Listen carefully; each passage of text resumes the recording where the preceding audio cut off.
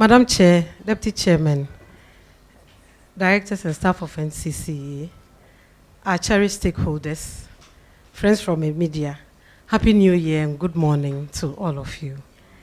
Yes, you are welcome to this year's Constitution Day celebration.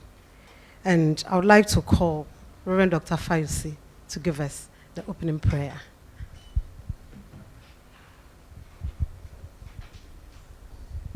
Shall we kindly rise for the opening prayer?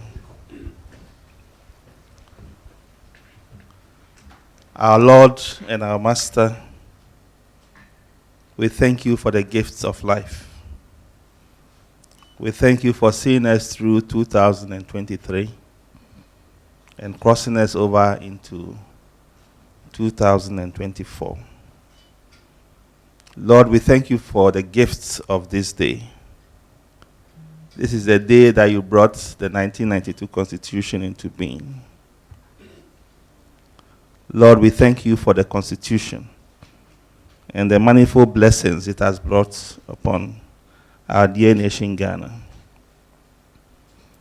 Lord, we are gathered here this morning to reflect upon this Constitution and how to improve it. So, Lord, we pray that you be with us. We pray that you be present with us. May your Spirit fill this place. May you be the chair. May you lead our discussions and our deliberations so that, Lord, at the end of the day, we'll continue to abide by this Constitution and have a better Constitution in the near future.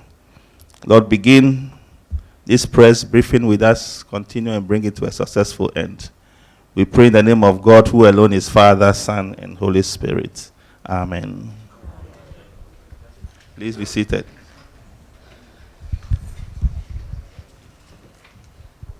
Thank you very much, Reverend Dr. Fayose of the Christian Council of Ghana. And as part of NCC's efforts to always ensure that we engage citizens and then create civic-minded citizenry, at every program of the NCCE, we try to sing our national anthem to remind ourselves that we must work to ensure that we all develop our nation. So at this juncture, I'll crave your indulgence. You are welcome, Reverend Father.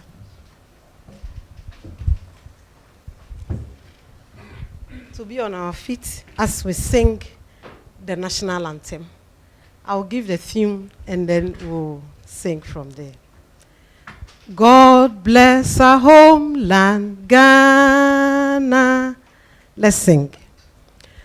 God bless our homeland, Ghana, and make our nation great and strong, bold to defend forever the cause of freedom and of right. Fill our hearts with true humility, make us cherish fearless honesty, and help us to resist oppressors' rule with all our will and might forevermore. And help us to resist oppressors' rule with all our will and might forevermore. Thank you very much. You may be seated. So I would like to introduce our guests who are here with us today. We have Reverend Dr. J.K. Fayose, General Secretary, Christian Council of Ghana. Reverend Father Clement Kwesi J., Catholic Secretary General, Catholic Bishops Conference. We have Apostle Samuel Bobi, General Secretary of the Church of Pentecost, represented by Dr. Felix Kluche. Then we have Mrs. Hamida Harrison, convener for the Women's Manifesto Coalition, and also with Abantu for Development with us. We have Alhaji Yusuf Kwenu, External Affairs Secretary, Ahmadiyya Muslim Mission. Then we have Mr. George Amon, Executive Secretary, National Peace Council. We have Madam Naayele Adefio, Public Relations Officer, Trades Union Congress, who will be joining us as we move on. Then we also have Madam Rita Kusichrema, Executive Director, Ghana Federation of Disability Organizations. And then we have the National Union of Ghana Students President, then Women's Commissioner Nooks, they will also join us. We also have our media personnel who are here with us. We have Adom FM and TV, GTV News, Adom TV, Daily Graphic, TV Africa, Joy News, City FM and TV, Joy FM, Peace FM, Atenka TV, JNA, TV3, Class FM, and Metro TV with us here. And for NCCE, I am Joyce Afutu, Director in charge of Communications and Corporate Affairs. Next is Mrs. Dora Hammond, Director of Administration. We have Mr. Samuel Opare Abrakwa, the Procurement Officer and a Deputy Director. There we have Dr. Imrana Mohammed, he's the Director of Programs. Then Dr. Mrs. Henrietta Santisapo is our Director in charge of Research, Gender and Equality. Next to her is Mrs. Peace Kondo, the Deputy Director, HR. Then we have Mrs. Lucille Hewlett Annan. She is our Commission Secretary and then RTI Officer, and also a lawyer. Then we have Mr. Samuel Asari Ekuamwa. He's the Deputy Chairman in charge of Operations. Then I'll skip Madam Chair. We have Mr. Victor Broby, who is the Deputy Chairman in charge of Finance and Administration and also a lawyer. Then we have staff of NCC from the Program and Communications Affairs Department. Then now I have the singular honor to introduce Madam Chair of NCC in the person of Miss Kathleen Ade. So Madam, these are your people. I think per our program, you will address us. So Madam, take over. Thank you. Thank you very much.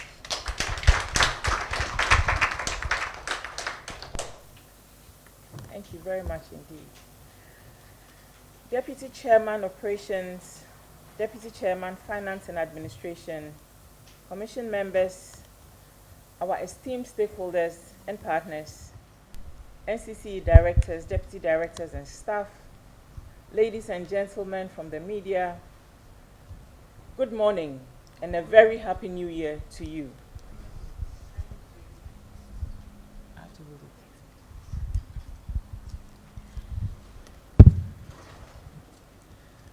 I warmly welcome you to the National Commission for Civic Education. I know that this place is familiar to all gathered here. And this is our first time, our first day of work. As you know, the actual Constitution Day was yesterday, and we decided to hold the press conference today. So we are not working today, but we are here just because of the press conference. What I mean is that this is our first time in the building this year. Today's event is our maiden national assignment in the new year. We thank the good Lord for ushering us into this new year. For us at NCCE, 2024 is a very important year, as it represents to us the arduous task of actively educating citizens on their rights and responsibilities so they can make informed decisions as the country prepares to go to the poll in December. The NCC commemorates this year's Constitution Day with this press briefing and takes this opportunity to highlight issues of national concern. Before we go any further, let me share our theme for 2024 with you. Fellow citizens, this year's theme speaks to every challenge we are facing as a country. It is a call to action and requires every single Ghanaian to adopt the mantle of a highly motivated nation builder. Ladies and gentlemen, our theme for this year 2024 is Together we can build Ghana, so get involved. Together we can build Ghana, so get involved. There are several elements to this theme: unity, tolerance, love, active participation, peace, and peaceful coexistence. It also calls for national cohesion in the face of the threats of terrorism and violent extremism in the West Africa sub-region. It encourages Ghanaians that we, the people, the citizens, once united, can overcome all the barriers to our national development, including our share of the global economic crisis. It also reminds us that the upcoming election can only be successful when we are united with a high sense of tolerance and responsibility towards every citizen of Ghana. In unity lies strength.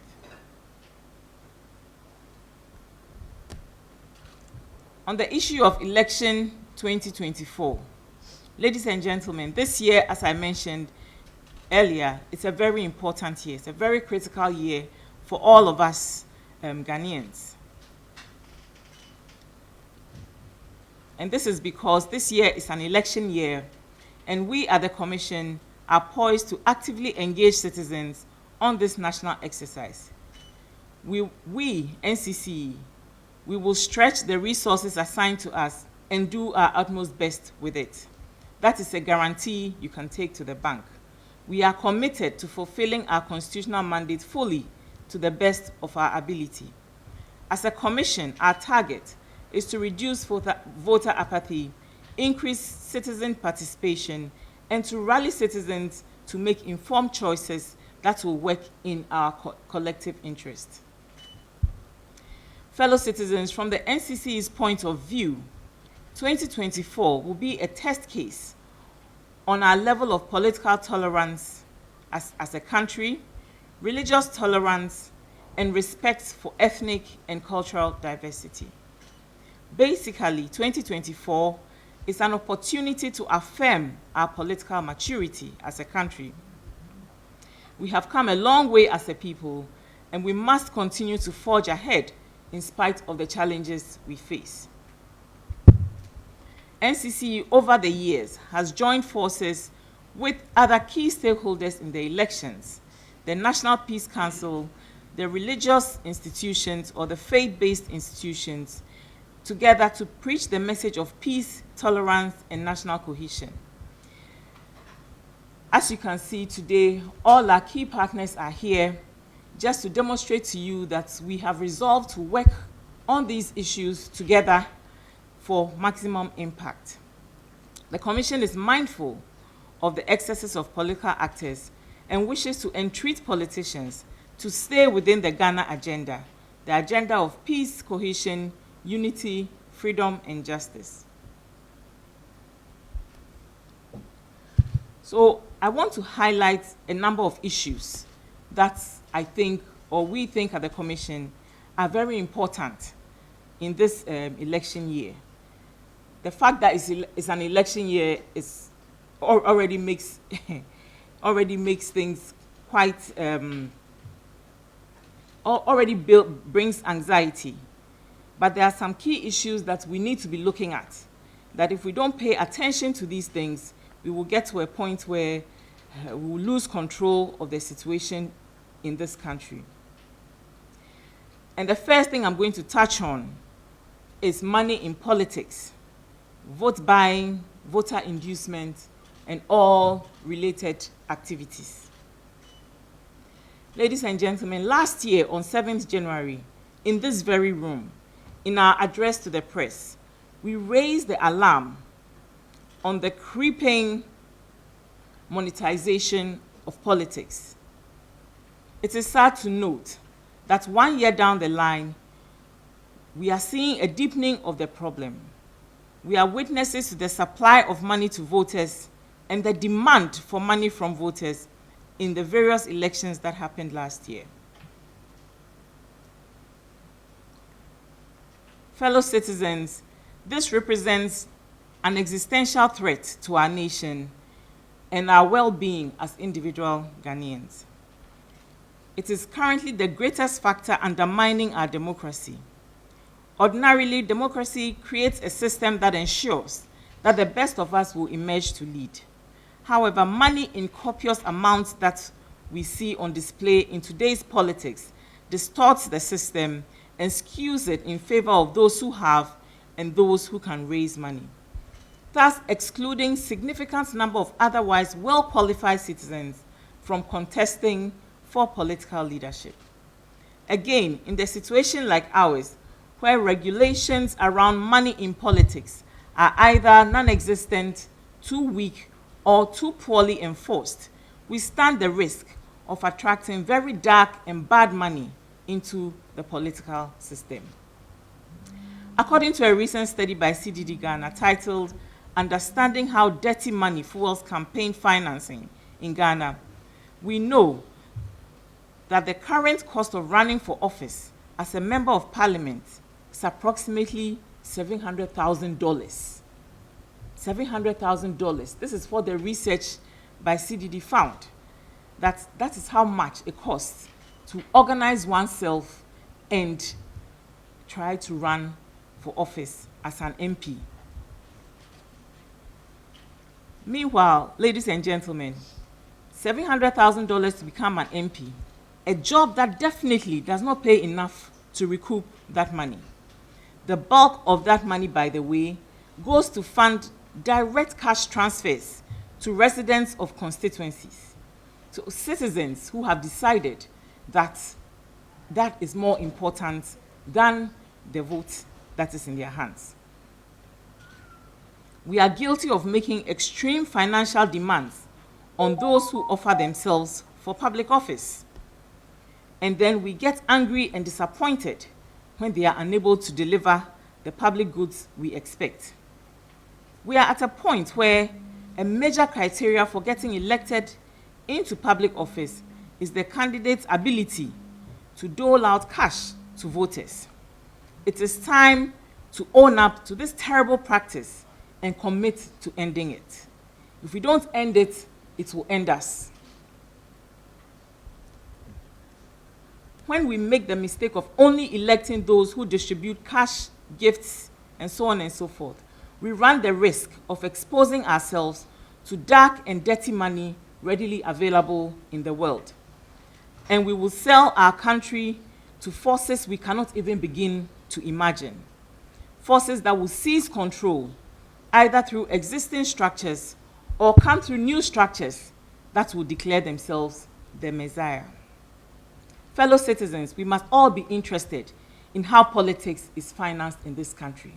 We've talked about this issue enough. We see the impact. We see how it is destroying the democracy and the very fabric of society. It's time to stop talking or keep talking, but also do something about it. It is an unsustainable way to actually run a democracy, to have it this way where it is only money and money alone, for the most part, that guarantees access to public office. Remember, when you sell your vote, you compromise your conscience and betray your country. Studies show that vote buying and selling fuels corruption, undermines the principles of democracy, and denies competent candidates who maybe can actually make a difference for the common good, deny them a chance. The other key thing that I want us to focus on and not lose sight of is the role of the media as we head into the election season, particularly when it comes to issues of fake news, misinformation, and disinformation. In this election year, as all other election years, the media is expected to play its important watchdog role. Chapter 12 of the 1992 Constitution is titled Freedom and Independence of the Media. Articles 162 and 163 outline the broad and liberal freedoms that ensure we will never again go back to the dark days of the culture of silence. Article 165 reinforces media freedoms by reiterating that media freedoms are additional to the fundamental human rights of all Ghanaians, as spelled out in Chapter 5 of the same Chapter 5 of the same Constitution. However, Article 164 provides that media freedoms and independence is subject to laws that are in the interest of national security, public order, public morality, and also in for the purpose of protecting reputations of citizens, their rights and interests of other persons. Fellow citizens, the vibrant liberal media terrain we enjoy today is the result of struggle and sacrifice. People died so we can freely express our opinions today. Let us be constantly reminded of this fact so we don't take what we have for granted. Looking at the media landscape today, one wonders if media houses and practitioners regularly refresh their memories on Chapter 5 of the Constitution that is dedicated to them. I wonder because today it seems to me and to a lot of other observers that any shady character, especially one with financial resources to splurge, is welcomed with open arms by some media houses and given unfettered access to the airwaves. Today, it is rare to find high-quality, development-oriented discussions in the media. And of those that we can find, many have a clear partisan slant. Media houses, especially during the political season, should not allow misinformation, hate speech, personal attacks, highly divisive and provocative utterances, and sometimes extreme vituperation to be broadcast on their channels, as this leads to heightened tensions. We forget the power of the media and the example of the Rwanda genocide. Please, Ghana media, wield the power of media for good, for progress, and for elevated, development-oriented discourse. Of course, we cannot speak of spread of fake news, misinformation and disinformation, intemperate language and divisiveness without bringing up social media. By January 2023, internet penetration in Ghana is around 68%, with nearly 9 million users. If as a country and as a people, we were harnessing social media for personal advancement and public good, we will see a period of rapid growth and progress. Yet social media is rather used for every negative thing imaginable. In this election year, as with recent elections, it is expected that political parties and many citizens will generate and share intentionally misleading and sensational information, and everyone else, without even the minimum cross-checking, will forward said information with alacrity. Fellow citizens, this time round, election 24, the stakes are very high indeed, and the spread of fake news can lead to devastating consequences. Let us be vigilant. We all have a responsibility to act in ways that safeguard the peace and security of our country.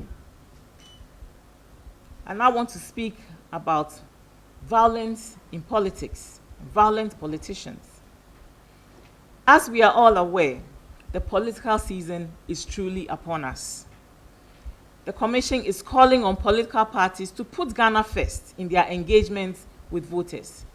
What citizens deserve is an issue-based campaign that offers solutions to develop the country and improve the living standards and conditions of the ordinary Ghanaian. Campaigns that project national values and tolerance, campaigns devoid of provoking religious, cultural, and ethnic tensions. This is what we deserve, and this is what we demand as Ghanaians. In 2024, we urge citizens not to condone acts of political intolerance, political vindictiveness, politics of insults, politics of violence, personality attacks, undermining state institutions, especially those mandated to oversee elections, civic education, and the promotion of peace in this country. We especially implore young people to absolutely reject any politician that wants to engage them for violence and expose any politician who seeks to entice them with alcohol, drugs, and anything else so that they will do their bidding. The Commission, during its engagement with citizens this year, will hammer home the message that any politician seeking to recruit for violence or other illegal activities is a nation wrecker and must be rejected without equivocation. This year, let us not lose a life, a limb, or even shed one drop of blood for the sake of politics.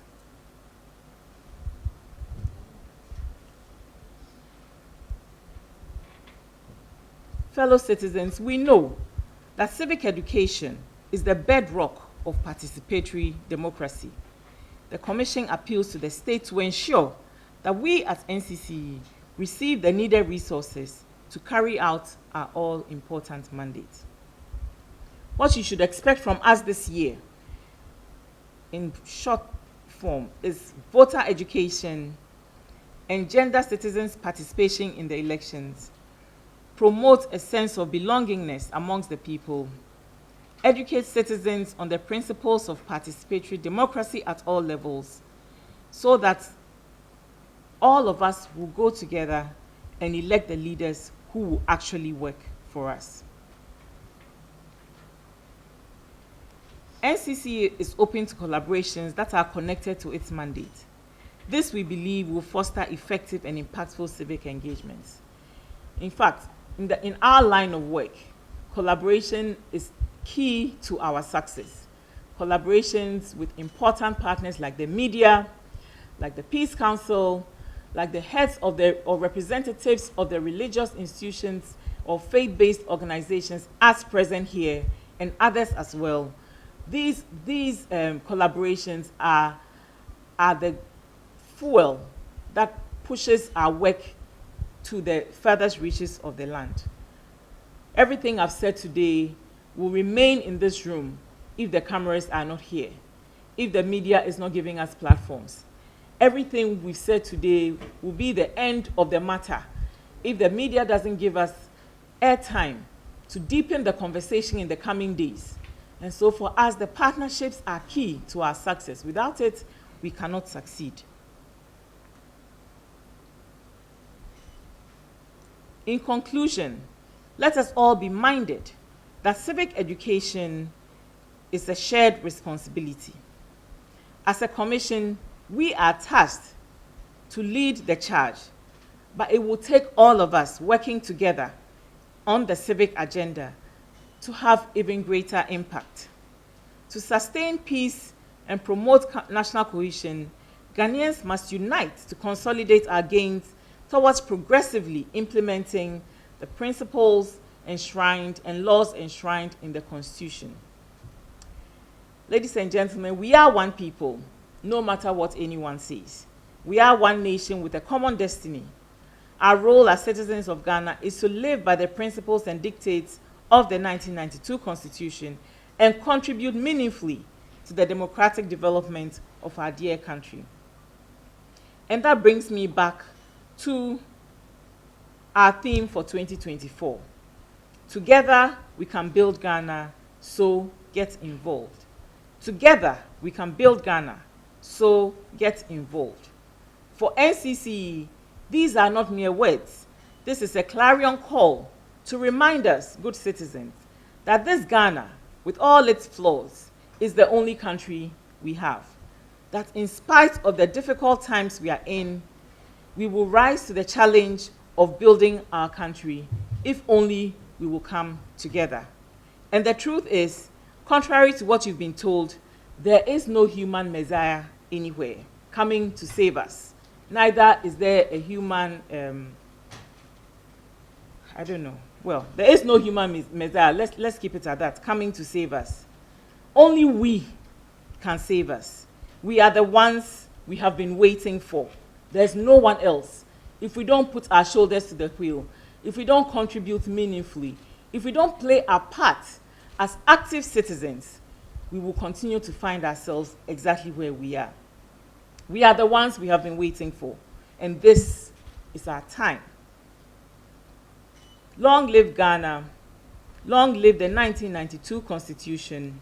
God bless our homeland Ghana and make our nation great and strong. Thank you.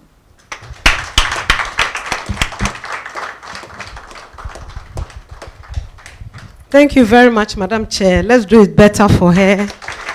Thank you. So now, we have been joined by Madam Naayele Adefi of TUC. We also have Sheikh Arimeya Shaibu, spokesperson, National Chief Imam's Office. Yes. So we would invite questions from the media, contributions from our stakeholders as we are here. Thank you. So you mentioned your name, your media house, and then Joyce. okay, a moment.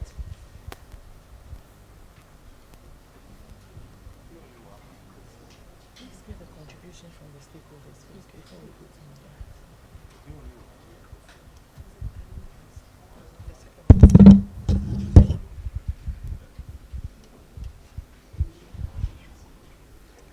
Okay. It's good. Yeah.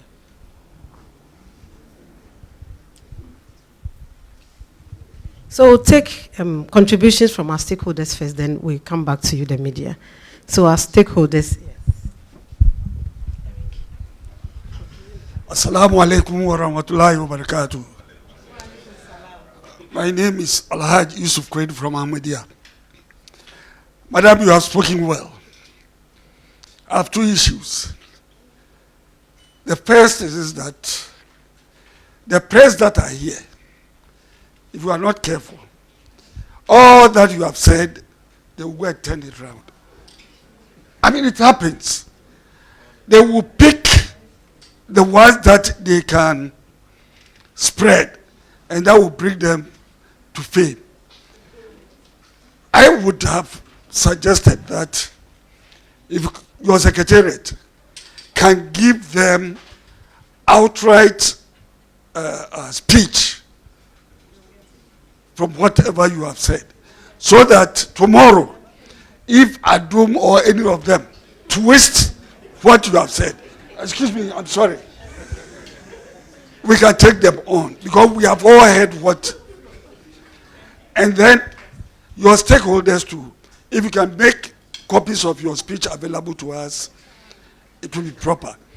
Again, looking at Ghana, we have about almost more than 80% of our people who belong to one religion or the other. Sometimes we do not take advantage of this percentage of faith-based organizations that we have.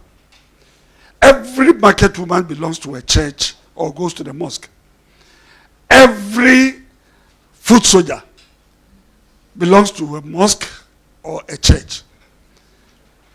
Why don't we use these faith-based organizations effectively? From now to December 7th, I think we have over 245 Fridays, I don't know if I'm correct, and Sundays. Why don't we pick some of these days? My brother is here, my other brother is here, the spokesperson for the chief imam is here, I am here, so that we take issues concerning the very things that you have said. Otherwise, it will just be something that we say and then it passes.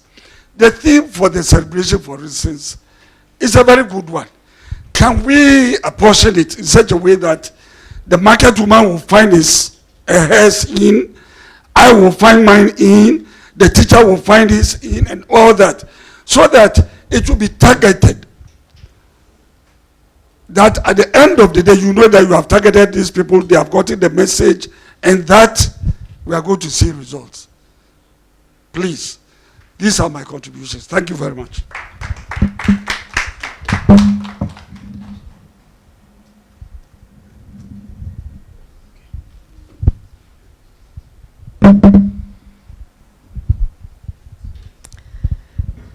Good morning, everyone. I'd first like to apologize. I've been going around. I don't know how I came to miss your office being here. I don't know how. Anyway, so my apology is that I went round and came in late when the program, you have already started making your, taking your speech. In fact, The fact that we all think that the media turns and twists things around should be a challenge to the media to prove that as trained journalists, we don't do that. So I think that is how we have to take things, because really things are twisted and turned around sometimes, and we ought to prove, well, we can do it the way it goes, just so we don't have other Rwandas, etc., in our midst. I have had occasion to talk about, in fact, when the IEA started the Constitution review with groups and organizations, when we were invited at our turn as TUC and Labour in general, I had cause to talk about the monetization of Ghana's politics. And I thought that, well, perhaps if we had state-funded political parties, then we would have good cause and reason to have them account to us. And there are others who have different opinions. But as you pointed out, this is an issue that has been talked about time and again. You know, it's just talk. Where do we go from the talk? You know, so for me, I think that we have to actually look at this issue, and we need to push for the issue to be looked at. Again, I remember about 2 occasions, the NCCE has invited individuals. I remember myself and one of my colleagues, Nadia, she's the head of social protection, to schools to educate and sensitize their children on a particular issue. I can't remember. You know, but I think that, as has been pointed out, if the market woman saw herself in the theme, then we would go a long way. If the lawyer saw himself or herself in the theme, if the teacher saw, so that we all get to own it as individuals, as families, and as a country, it would go a long way to help us. So perhaps, maybe the strategy would be to see how everyone can own this theme, you know, so that we can make better progress as a country. Thank you very much for the opportunity.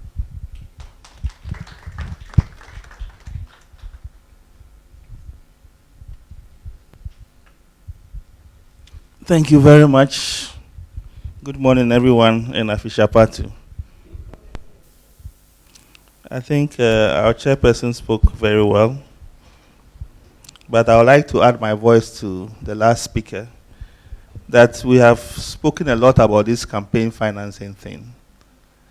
But my question is, what are the rules of the game?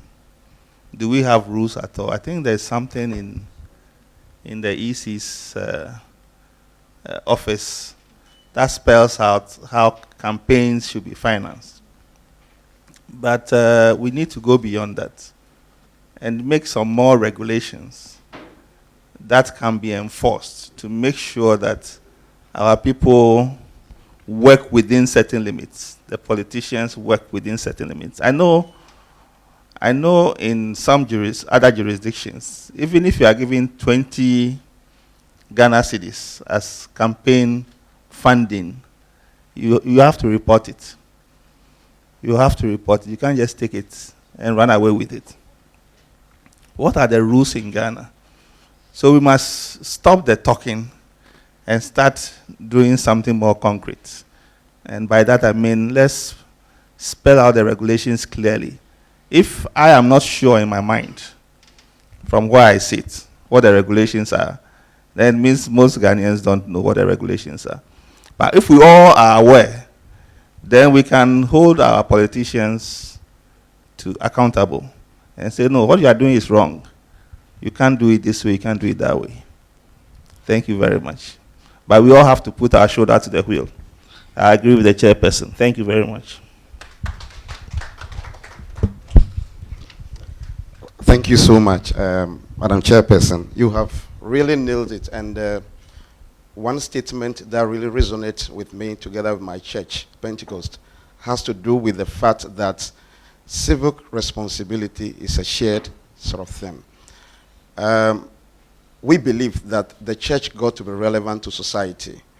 And if you have a lot of churches dotted around the country and the impact is not being felt, that is not really good. So for us, from 2016, 2020, we launched various campaigns, especially peace campaign, so that we could educate our members regarding that. And as we speak now, we have a committee that normally works on our Bible studies. So if you look at our 2024 being an election year, we have all those things where we have materials on how to teach our members on civic responsibilities. And this year too, there will be a peace campaign as well. So we're going to collaborate very well with NCCEGH.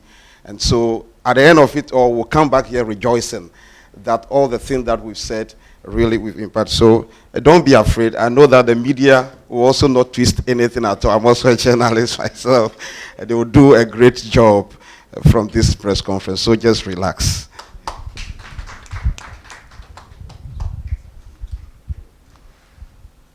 Thank you so much, Madam Chair, and let me also add my voice to my twin brother,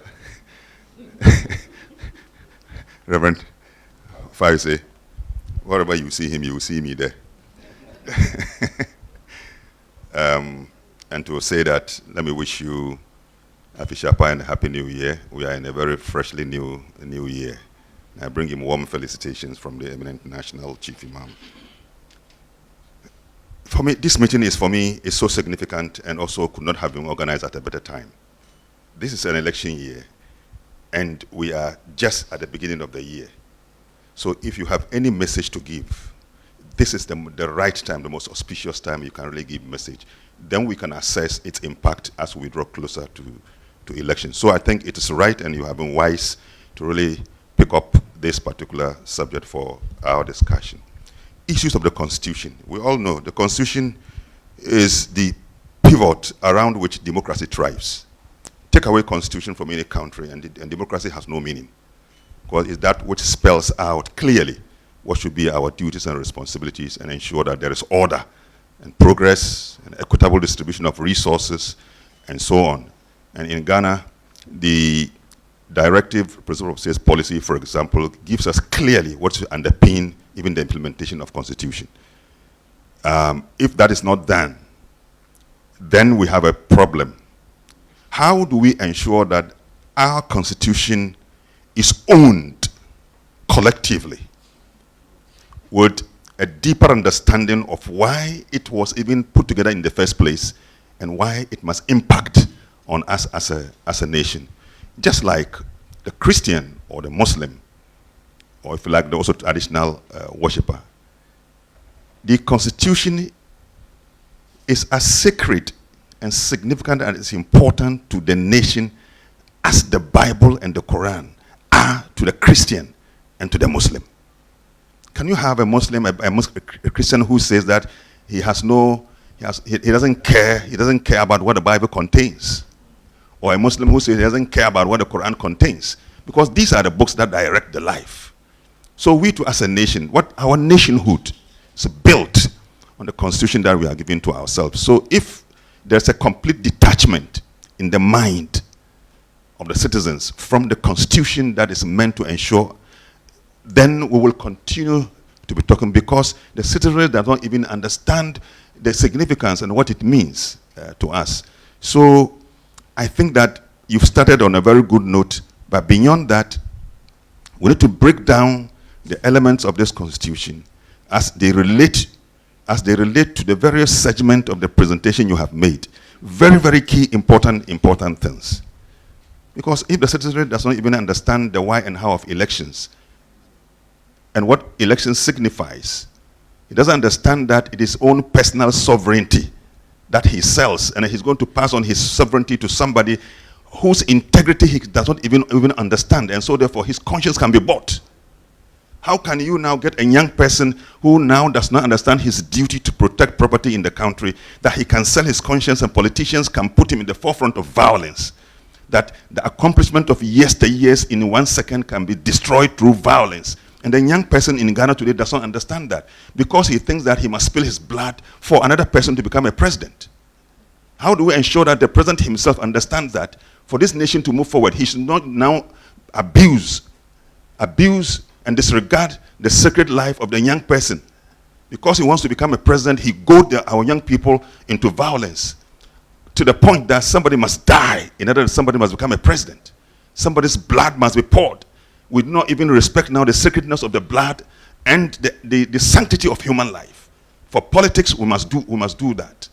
How do we ensure that our politicians, even from the elite, the one who is least literate, will understand that this is our collective responsibility? It is an important thing. So I take this one very religious for me, and I hope that I can speak for the National Chief Imam because I speak for him officially. He will be strongly behind such an effort. And if now at 104 years he cannot come out, if he puts me there, I'll put all my life there. And and make sure that we succeed in this battle. Ghana must grow beyond elections. Ghana was not made for elections, but it was made for a true nationhood in which we can really, really put our wheels and give dutiful responsibility to our nation and pass on a Ghana to a generation that can be behind us. This man is my senior, so when I'm telling my age, so gradually I'm getting old, you see. And I'm very mindful of the kind of Ghana I pass on to these young people. I don't want my son to ask me, Dad, what you were there, why did you leave this kind of Ghana and you are passing? So we are passing on problems to our young people. So for me, those segments that you have itemized are very, very key, and they must be distilled and mixed into a message that will ensure that our young people do not allow themselves to be used for violence by any politician. Our young people should not sacrifice their blood because of the presidency of another person. Our citizenry should not sell their conscience as they give their sovereignty to people that they don't even trust their integrity, but because of money they give that one to them. Those are things that for me are very, very important, and I hope that as we draw close to the election, and let me add, Madam, if the government is not giving me money, I want to say with the strongest of my voice that your institution is key, and that if there is anywhere the government must give you money, and I hope that the government will listen to us. This is an election year. You need money to be able to really program. I am even going to propose that from the Muslim community perspective, a whole kind of Debar of chiefs, the Muslim Zongo chiefs, for example, is very, very important. And to organize it, you need money. So we get them together at a very good place.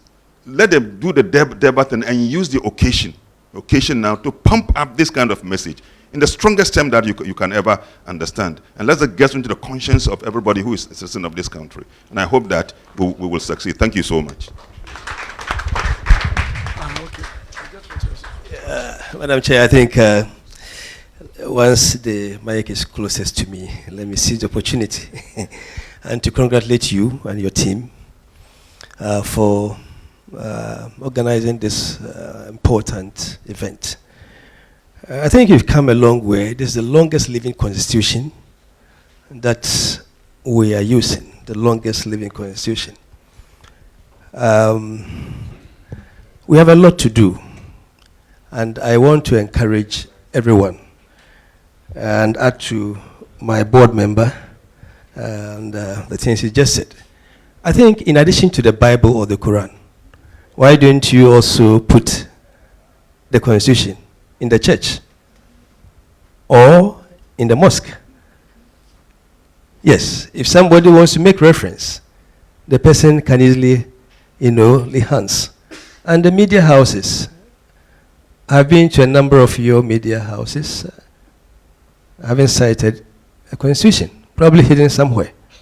So I would want to encourage Madam Chair, as part of the advocacy for a deepening democratic credentials, to make the constitution very, very available. Indeed, on the roads, you can get them and buy. So our media colleagues here, get copies.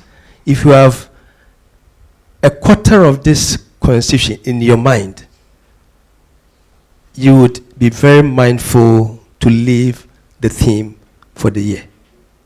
So let us do that. Then, Madam Chair, we remember we have the Vigilantism and Related Offences Act, Act 999, still in force. And you can be jailed as much as 25 years for contravening provisions within the Vigilantism and Related Offences Act. So let us be mindful of that as we move forward into heated election campaign. Then, we also developed a roadmap for disbanding political vigilantism and etc. They are all in force. So I want to encourage all of us. This country is for us. Indeed, just last month, an African panel of the wise, they invited me to share something with them in Kigali. And all of them, they see Ghana to be the last hope. The last hope. If we fail, we haven't failed this country alone. We haven't failed our generation and those, our children. We failed the continent of Africa. So we have every reason, friends in the media, I think Madam has said it, prove everybody wrong. Yes, you can do that. Verify, check, and check again. If you do that, we are all safe. Madam Chair, thank you so much. God bless you for the good work. Madam, just excuse me. You see, we are all talking about election. Election starts from somewhere. I mean, we don't have to wait till the year of election before some of these things are actually drum home to our people. When we were very young, we had these civic clubs and whatever, and we had books that were guiding us to live like human beings. But I dare to say that these things are not there. Madam, must we wait till 2024, 2028, or what, to start the education? We have all the schools. We have all the colleges. Why don't we start from there? So that before I even become 18, I know what to do, what to say, whom to respect, and all that. So, Madam, your job is not small. But I believe that all of us, your stakeholders, we are ready to support you. Because if the country is not good, no father, no priest, no imam, no pastor can go to church. I am telling you. Look at COVID. When COVID came, all of us were dodging. Only this small COVID. So I beg you, let's start from somewhere. Thank you very much. Okay.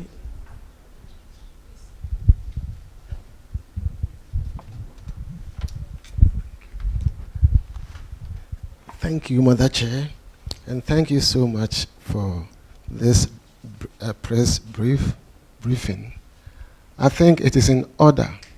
It is in order.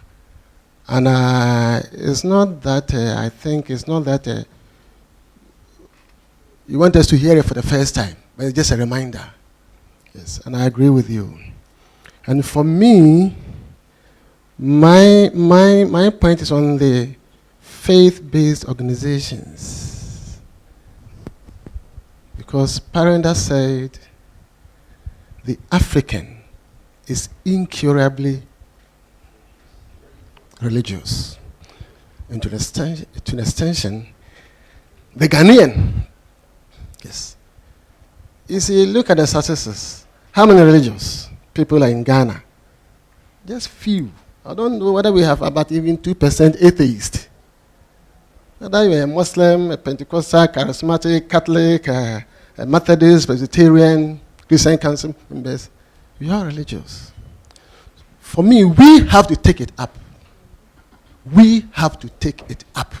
If you don't, and expect one person or two persons to take these things up, and the country fails as a state, we must be blamed. We must be blamed. And for me, I've been doing this work, and I remember the person who called me, my decision, he said, governance, justice, and peace. Yes, I've been doing this work for 8 good years. Some few days back, I was just promoted to become the Secretary General. So I know. I've met with your predecessor so many times. There's even the EC chair and so on. These are my brothers. We have been doing all this. We have to take it up. The message must be ours. We shouldn't even wait for you to come to call us to say this before we take it up. No. What do? We have to do it. And you see, because I've been going around You mentioned this monetization. You've been saying it. And you've been doing research work into it, with meeting politicians and so on. The politicians are not happy with the money they give. Those who are happy and demanding are the very, very illiterate. They are the ones demanding. If you don't give the money to them, they won't vote for you. They are helpless. So we have to look at our system again, our governance system. And by so saying, I mean the Constitution itself. And going around interacting with the people, majority of our people are ignorant of the Constitution itself. It is something drawn by some group of people, then imposed on them. American, European, British, whatever. And it is somehow alien to us. One lawyer, one legislator, 2 years ago, we had a program at CDD, and I said, Council, Honorable, how many people of our people know the Constitution? It was like a bomb thrown to him. I said, Reverend, I think few, we the lawyers. In fact, the media men there, asked them, whether you've even read the Constitution. So it's something we need to converse. That's what I've been telling the bishops. Let's converse about the Constitution. We say constitutional changes, we need to amend the Constitution. Yes, we need to amend the Constitution. But few people cannot amend the Constitution for us. Our people must understand so that they can say, this one is not good for us, this one is not good for us, and not few. So we should have a whole conversation on the Constitution. Unfortunately for us, the Constitution, 1, is in English language, 2, is in a book. You see? And if you want to hide something from the African, the Ghanaian, put it in the book. That is the way. Well, anyway, I'm praying that today be the Constitution. I'm happy you've come up with this because it relates to the Constitution itself. But we need to have a discussion on it. And it's to start from the faith-based organizations. My brother was saying Fridays, yes. Sundays, yes. We have societies in them. They think salvation is just reading the Bible and the Quran. It's more practical. What you do. What you put in place. What you do. Your actions. And it's not just reading the Quran or reading the Bible. Jesus said this and that, or praying your rosary. Hey, Mary, our Father. There's more to it. There is more to it. The action. If the state fails, God will judge the leadership. Not only the president, the NCC chairman, but more especially the imams, the bishops, the pastors, the priests. Thank you.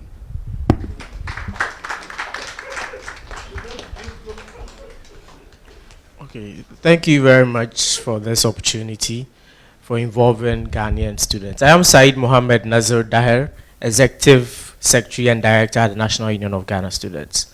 The National Union of Ghana Students, as the mother and representative body of the over 12.5 million Ghanaian students, we remain committed in delivering our own part of the charter in educating the average Ghanaian student on his or her rights. Importantly, the National Union of Ghana Students has been on this path in this election year to try as much as possible to educate the average Ghanaian student on the fundamental rights that has to be exhibited in line to these elections. So unequivocally, we would like to state that the agenda of the National Commission for Civic Education to go out there to educate the masses, we support wholeheartedly, and in line with your theme that together we can build, with the National Union of Ghana Students, together with our 12.5 million membership, remain wholeheartedly in line to support your agenda. However, it is important that we know the plan for the Commission in regards to our students across the country, especially for those that are in the hinterlands that we cannot get to them. Thank you very much. Thank you very much, our stakeholders.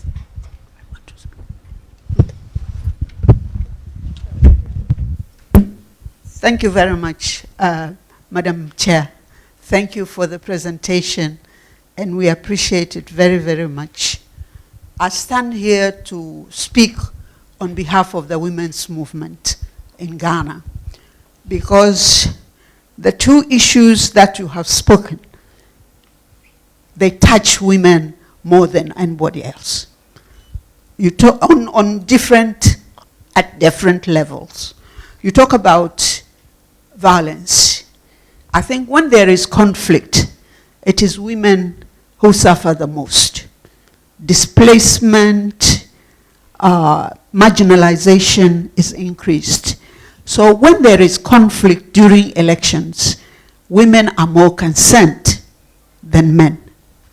The other issue that you have spoken about, monetization, that is keeping women out of politics. And the figures you have mentioned are tremendous. Spending $700,000 to become a member of parliament, women don't have that kind of money. And when they do have, they spend it on their families. So the two issues are very, very important to women that you have spoken about this morning. And we are very happy that the Commission is going to focus on these issues, because the lives of women are at stake. And as we progress, our country progresses, we are talking about inclusion. So, and gender responsiveness. If we don't look at these issues, that we are keeping women out of politics because we have chosen to monetize our politics, then where is the development going to come from? Where is the democracy that we are talking about? So we are very grateful, the women of this country are very grateful that the Commission is going to focus on these issues.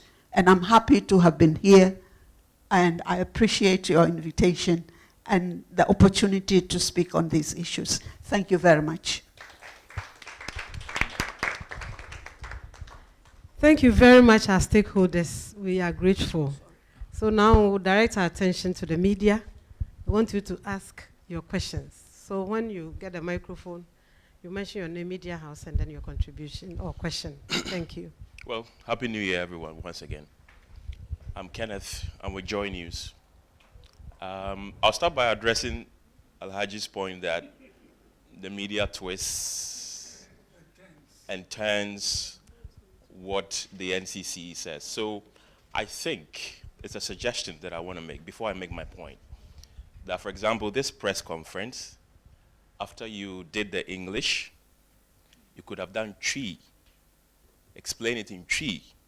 Because if you make a statement in English, let's say one line, I will explain it differently in Chi.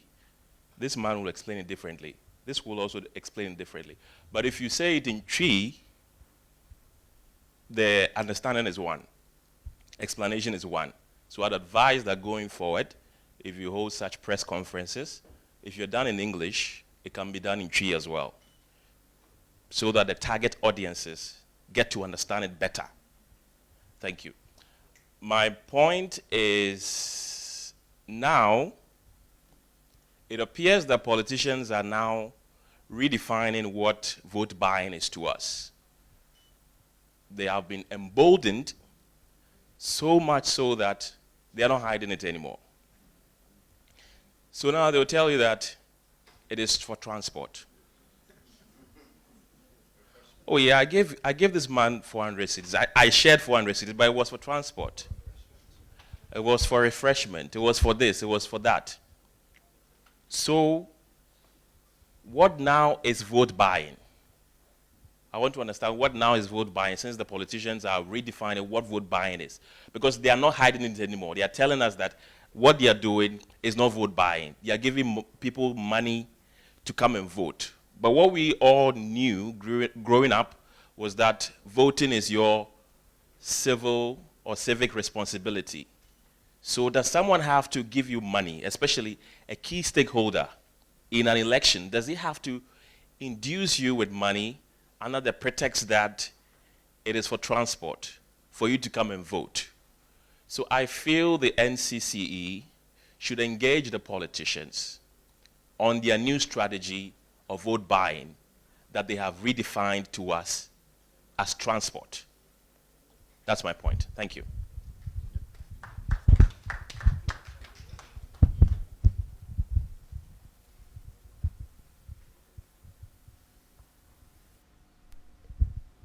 Yes, our friends from the media, please, it's your turn now.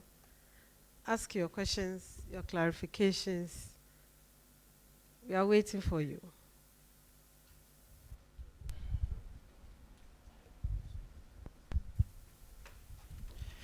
All right, my name is Godfred from Radio Ghana. You made a statement. You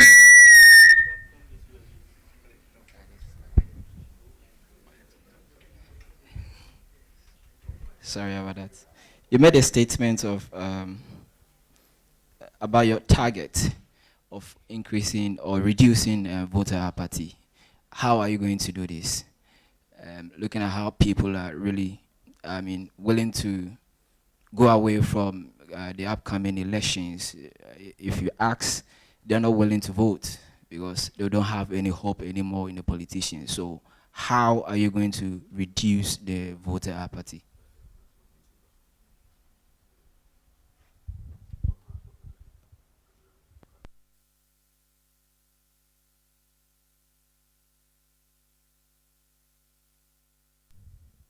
Any other, please?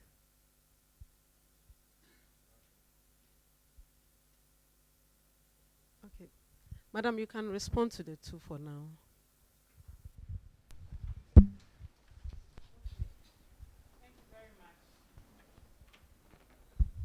Thank you very much. First of all, I'd like to express my profound thanks to our stakeholders, our partners here for the immensely useful contributions that they have made to the program and for enriching this program with their knowledge and insights. We are truly grateful and we appreciate you coming. Thank you very much. Now to just respond to a couple of things. About monetization and it being recoined as money for transportation, that alone should tell you that the problem with the monetization is not only a supply side problem. There is also a demand side problem to it. And that is why I said we need to own up. We need to be honest with ourselves that yes, maybe the politicians started this trend, giving handouts here and there. But today, as we speak, we also know that the citizens actively demand money to vote. That is the truth. So it is not just a politician's problem. It is all of us our problem. It is a problem that we have to deal with. It is a canker that we must work to remove from our society because now it has become part of the political culture. Every political season is called a cocoa season, a harvest season. This is our time and all of that. Why? Because from the point of view of citizens, this is also time for them to exert maximum pressure and demand from politicians. And most of the time, it's not an empty demand, and the threat is not empty either. If you are going to contest for any political office, and you are told that this is what it will take for you to be in power, you will try and do what it will take. You will try and do what it will take. Because don't forget, at the end of the day, somebody has to take up a political office. The democracy requires that people take up leadership and work, that people offer themselves and put out competing ideas, and the people elect them to lead them based on the competing ideas. That is the fundamental principle. So if now the people are demanding huge sums of money and are partners in this recoining of monetization to be seen as transportation, then our problem is really big indeed. And it will take all of us, media, our partners from the faith-based organizations, all of us together, to admit that we have gone wrong when it comes to this, and commit to taking active steps to eradicate this thing from our society. We are all guilty. The citizens are guilty, the politicians are guilty. We need to accept it and start from there.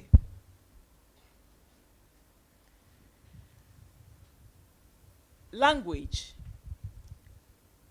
Let me just start by clarifying that it's not only Twi, it's local languages. I think if we coin it that way, it's better. It's more reflective. And just to say that, as you know, NCCE is a highly decentralized institution.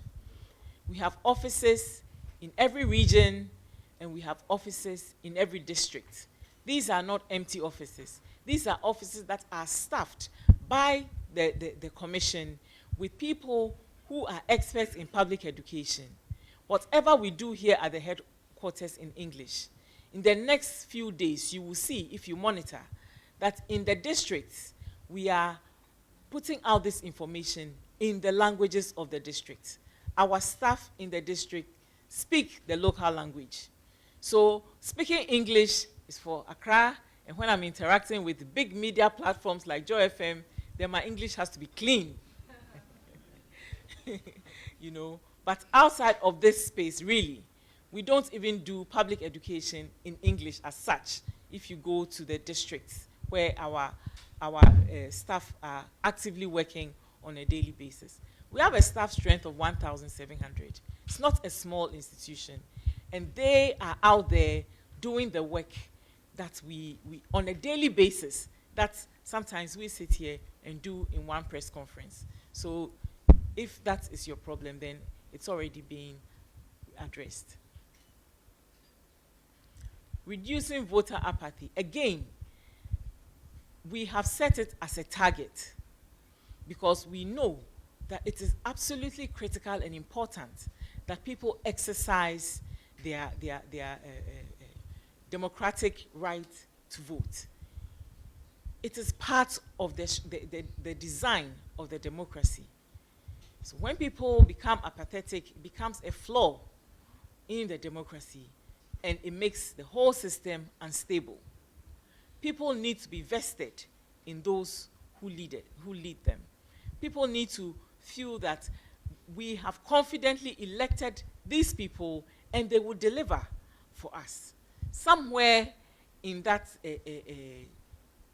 chain, some things have broken down, and we are all aware of those things.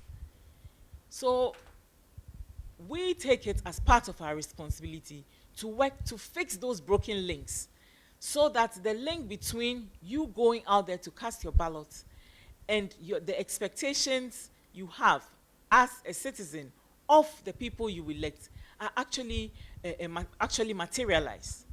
So we have to work on it. And as I mentioned before, civic education is a shared responsibility. Imagine that the media work with us on something like this, to kill voter apathy, to encourage even greater participation in politics. Because political parties and politics are the key structures upon which the democracy is built. There is no democracy, at least not the multi-party democracy that we have signed up for, without political parties. We have to work to ensure that more people are interested for good reasons, more people are engaged with the political system, and more people are encouraging others to go out there and vote. And when you vote, don't cast your vote based on who gave what to whom. That actually is where the problem is. When you make a decision to vote based on who gave what to whom, that's where the problem is. Politicians are rational beings, I always say that. They will do what they need to do to remain, to get into politics. Because people go into politics, at least I want to believe, to serve. A lot of people do. But they get into a system that is skewed in a certain way and they can't escape some of these things. If we let them understand that we are rewarding a different set of values, that we are rewarding people and electing people who will deliver the public goods that is part of the social contract arrangements of the democracy. If we give that indication clearly, they won't have a choice but to adjust. I doubt it very much that politicians enjoy dishing out money. I doubt it very much. That's not rational, because you have to find that money somewhere. And money has a source and a destination. Money will come from somewhere. It has to go back, one way or the other. So I don't think that politicians are sitting around saying that, oh, we just want to dish out money. Because we've turned the system, we've corrupted the system, and that has become the norm. Let's start holding them to account on the things that will uplift our communities, the things that will uplift our society and our country, the things that will bring progress and development, the things that will help us build the just society that we long for. Let us also play our part to ensure that those things materialize. So for voter apathy, thank you that the question came from a media house, but we are looking to work very, very actively with you to ensure that the message goes out there and that we reduce voter apathy. Just a quick response to the question on the new forms of monetization and whether or not vote buying has changed. The short answer is that it hasn't changed. It was illegal when our democracy started in 1993, and it's illegal today. Just as a reminder, and this has been alluded to already, just as a reminder, there are multiple rules that prohibit bribery and vote buying. We've just not done enough to enforce those rules, and greater enforcement really is the cure here. But I'll just read one rule that has been violated quite a lot.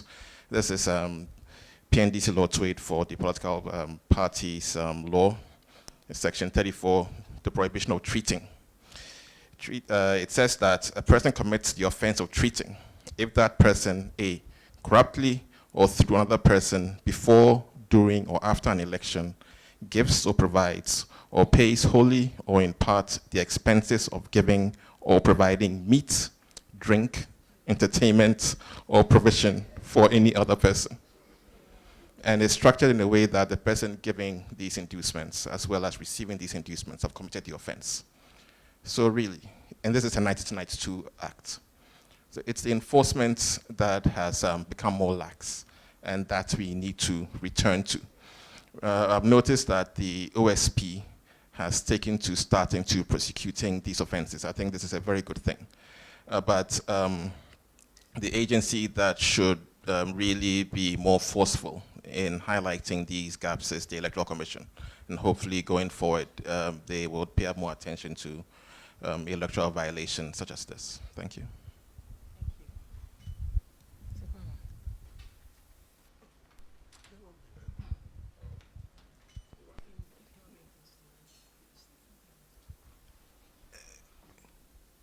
Thank you all for coming. I am very happy and excited that some of the comments that have come here, some look as if we even planted them amongst you to say them, because they are already on our plates. And we thank you so much for bringing them up. I think this underscores the inclusivity that the ownership of the civic education drive that we talk about. But our friends from NUCS, what I personally want to appeal to you is to look inwards at your members and those who have political ambition in particular, and be interested in why. I'm sure if we get interested in that, we are going to affect their level of integrity. Because for some of them, they are just looking at what they see with politicians. If a politician is perceived as a money bag, then why don't I become one? Because poverty, no. So that is the challenge I want to throw to you, that your backyard should not be used as a nursery for breeding political leadership that wants to be perceived as a money bag. That is one that I want to bring up with you. And then to all of us, especially our brothers and sisters from the faith-based organizations and civil society, we believe strongly here that beyond elections, we have more participation that we should engage ourselves in than what we see at the polls. But we have put a very high premium on what is involved in the elections. The ballot box, the ballot paper, and not even the quality of input that the citizenry will make at the polls. I think we should concern ourselves, and that, I'm sure, has come up, has reflected in all the statements that you have made. So when elections are coming up, especially national elections, we all get interested, and after the elections, we go to sleep. We don't hold anybody accountable, and then, like Madam Chair said, now we are on the demand side, and then we put more fuel into the non-integrity tank to burn and to destroy our national resources and to retrogress and erode every gain that we have made in the past. So this is the little that I will add. You look at our team, read it and read over. Like we have said, you will find yourself there. There's no one in this country who is not covered under this theme. And we are going to ensure that we tease out the various relevant areas like you have suggested and deal with them accordingly. So that this time round, when we go to the polls, we are going to make very qualitative inputs. And then after the elections, we are going to make sure that the... Thank you very much. The media, do you still have questions for Madam? Yeah, Ben.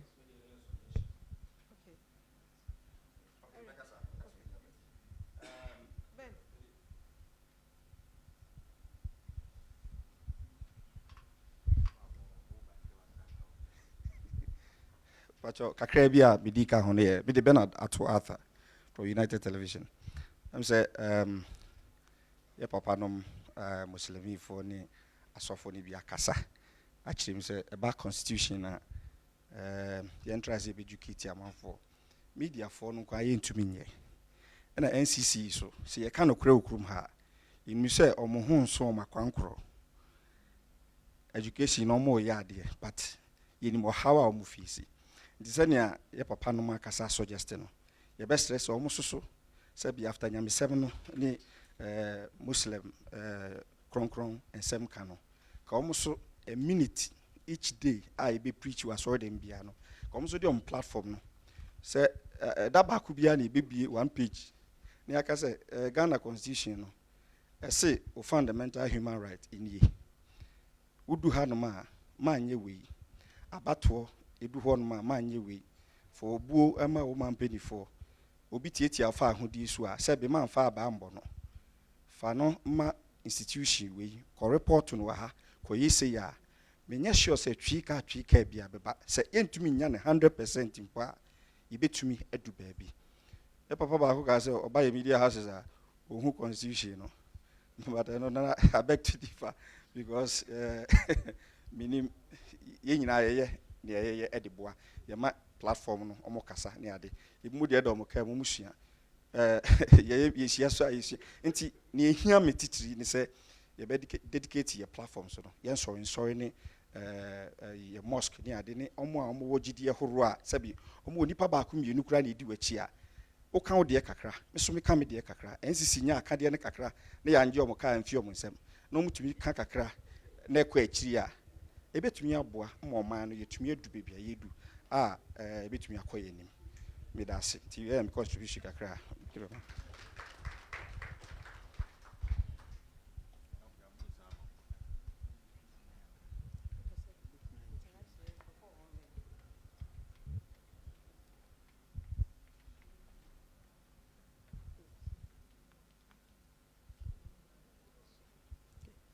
Thank you very much, Ben. So I think we have had a lot of discussions and we have all pledged our commitment to ensure that we work to safeguard the peace of this nation. So on this note, I'll call on, we'll move our closing prayer, and I'll call on Sheikh Arimeya Oshuaib, spokesperson, Office of the National Chief Imam, to give us a closing prayer. And we also have in our midst Derek Boachi Gansa Nooks and Saeed Mohammed. Madam, you are welcome once again. So Sheikh.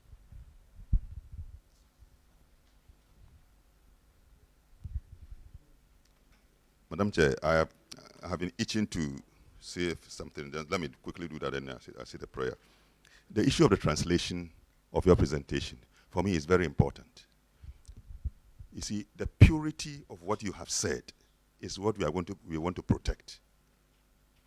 So if there's a tree station here, in fact, I will insist that even in our presence, you can remain where you are sitting, and they pick it from your mouth. Correct, crudging in tree, sacred, crudging, and no offer. So nobody has need to do any interpretation.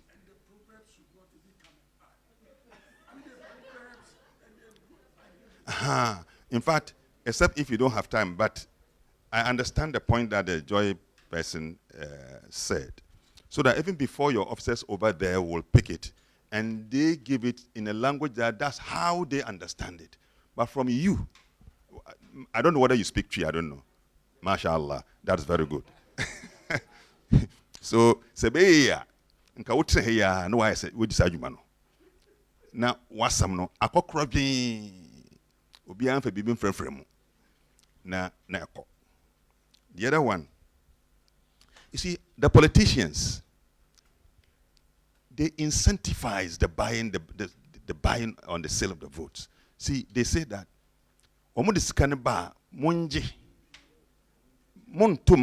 you see, it's an encouragement. They are not even telling them, no, it's against the law, don't do it. No, don't do it. It's against our law, it's an abuse of our law, don't do it. So that together we are discouraging it. They themselves say that Yamine Sehene. They say Yamine Sehene, I don't know Obiaba. Why are you doing so? You see, it's painful where we are dragging our nation to. It takes somebody who has a deep sense of love for his nation.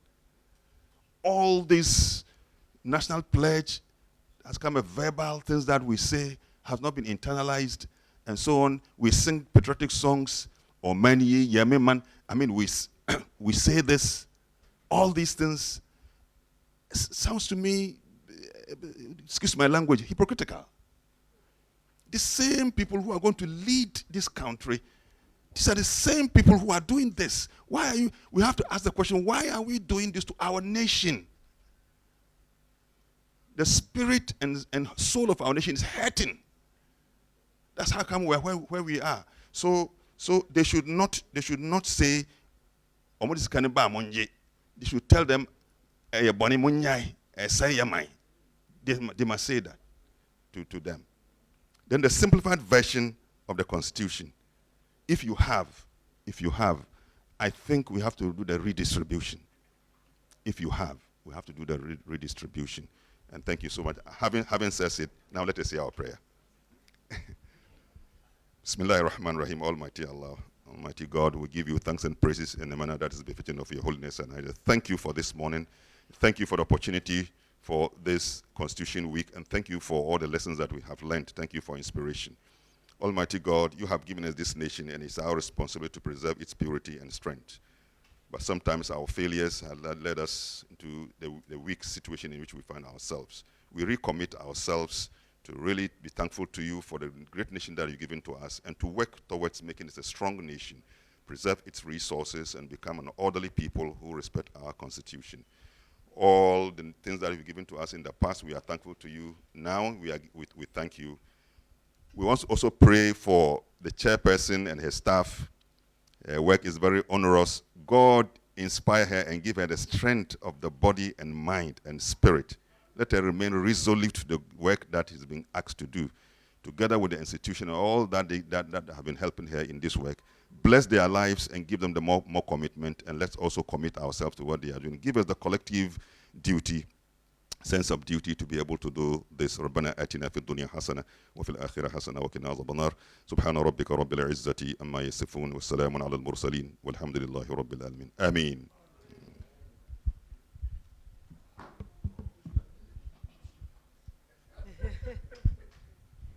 Thank you very much, Sheikh Arumia Shuaibu. I think we'll have a group photo with our stakeholders before we leave.